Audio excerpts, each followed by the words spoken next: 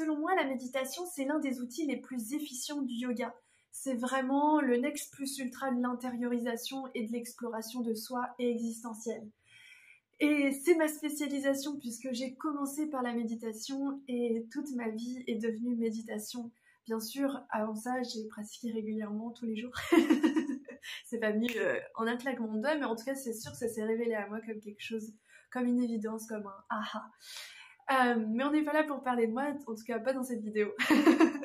Je voulais juste te dire que si tu te sens pas de méditer assise parce que ça te met trop de pression, si c'est une question de confort, en séance, je t'explique toutes les façons de t'asseoir pour trouver quelque chose de confortable. Mais là, j'aimerais te parler d'un aspect psychologique. Si tu te sens pas suffisamment prête à prendre cette assise et à rester dans cette assise, et que du coup, tu médites pas, tu le mets au lendemain, ou finalement tu le fais pas du tout. Dans ce cas-là, c'est vraiment très intéressant de t'écouter.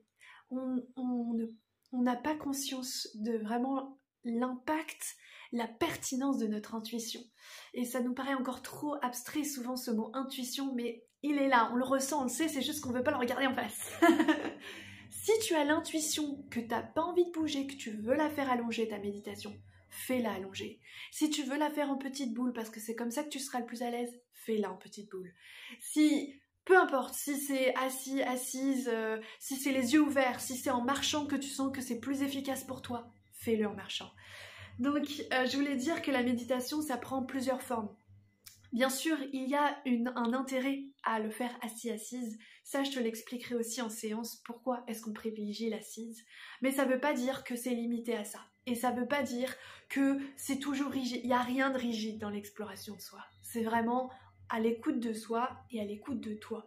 Et un professeur ou une professeure, en tout cas ma perspective là-dessus, c'est que justement on crée cet espace, je crée cet espace pour que tu puisses t'écouter, pour que tu puisses avoir suffisamment confiance en toi, que tu écoutes ton intuition et que tu puisses du coup finalement aller beaucoup plus aussi loin que tu veux ou aussi pas loin que tu veux à l'intérieur de toi. Donc voilà, donc ça c'est vraiment, j'ai hâte en fait de t'en proposer, je vraiment croise les doigts pour que les studios, les associations pour lesquelles je travaille et d'autres puissent demander mes services parce que les retours sont à chaque fois incroyables des méditations et j'ai hâte de t'en proposer. D'ici là, je pense en proposer en ligne les mercredis à 12h30. Si t'es intéressé, envoie-moi un petit message que je vois si on est suffisant en termes de nombre pour lancer vraiment officiellement ce créneau.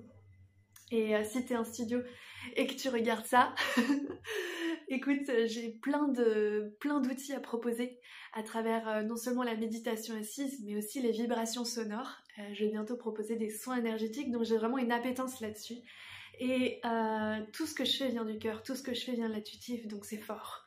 Alors n'hésite pas à venir vers moi pour savoir ce qu'on peut voir ensemble, sur quoi on peut collaborer.